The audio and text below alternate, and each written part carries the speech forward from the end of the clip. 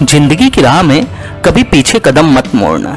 जिंदगी की राह में कभी पीछे कदम मत मोड़ना। मंजिल मिल ही जाएगी एक दिन, बस तुम उम्मीद मत छोड़ना। नमस्कार दोस्तों, स्वागत है आप सभी का मेरे चैनल शर्मा शोकेस में। शर्मा शोकेस, जहां आप देखते हैं, सुनते हैं मोटिवेशनल कहानियां और मेडिकल अपडेट्स। आज की ये कहानी ह्यूमंस ऑफ बॉम्बे पर आई थी। इसका हिंदी में ट्रांसलेट कर आपसे शेयर कर रहा हूं। और जिसकी ये कहानी है वो ये सोचने पर मजबूर कर देते हैं कि जिंदगी चाहे कितने भी शिकायत के मौके दे, हमें कभी भी उम्मीद का हाथ नहीं छोड़ना चाहिए। ये उम्मीद ही है इस दुनिया को रहने लायक बनाती है। तो आज की कहानी ऐसे ही सच्चे किरदार को समर्पित है। कहानी का नाम उम्मीद का हाथ नहीं छोड़ना। और जिस शख्स की ये कहानी है उसके बारे में मैं वीडियो के अंत में बताऊंगा। तब तक आप वीडियो से जुड़े रहिए। तो सुनते हैं आज की कहानी, उम्मीद का हाथ नहीं छोड़ना। 6 साल पहले मेरा सबसे बड़ा बेटा घर से गायब हो गया। वह हमेशा की तरह काम पर निकला, लेकिन कभी वापस ही नहीं लौटा। एक हफ्ते बाद लोगों को उसकी लाश एक ऑटो में मिली। वो सिर्फ 40 साल का था। मेरे साथ उसका एक हिस्सा मर गया, लेकिन जिम्मेदारियों के बोझ ने मुझे सही से दुख मनाने का समय ही नहीं दिया। अगले ही दिन मैं सड़क पर था, अपना ऑटो चला रहा था। लेकिन 2 साल बाद दुख ने फिर से मेरा दरवाजा खटखटाया।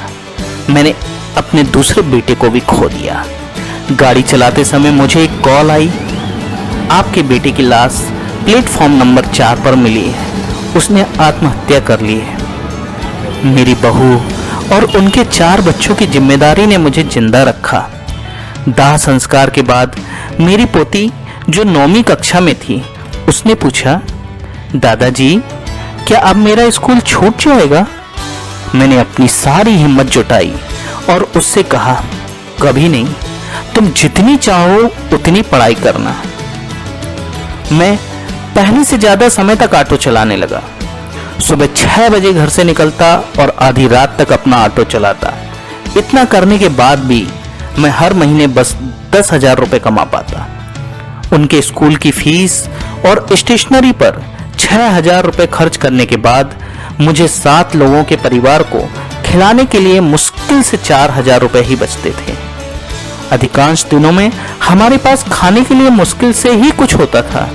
एक बार जब मेरी पत्नी बीमार हो गई तो मुझे उसकी दवाइयां खरीदने के लिए घर घर जाकर भीख मांगनी पड़ी।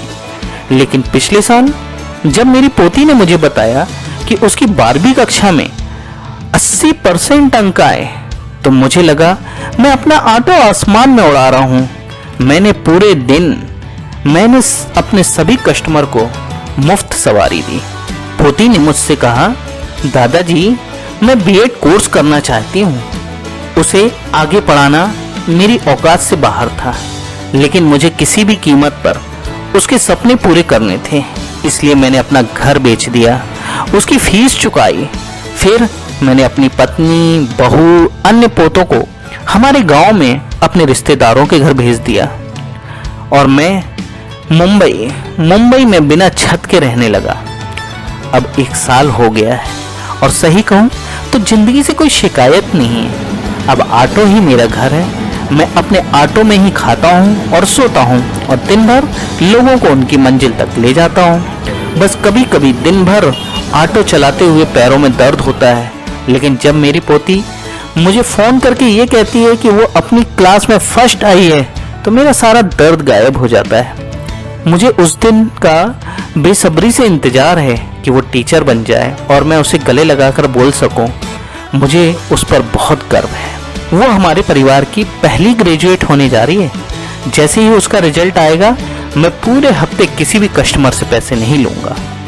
दोस्तों, जब व्यक्ति उम्मीद करता है तो वो ना चाहते हुए भी पॉजिटिव सोचने लगता है।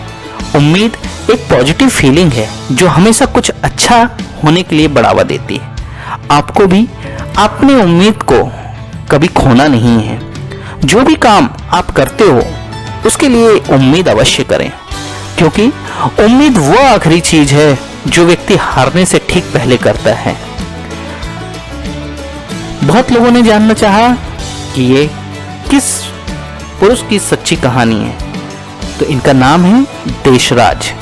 खार डंडा नाका पर मिल जाएंगे और इनकी गाड़ी का नंबर है 160। बहुत लोगों ने यह भी जानना चाहा कि देशराज जी की मदद कैसे करें।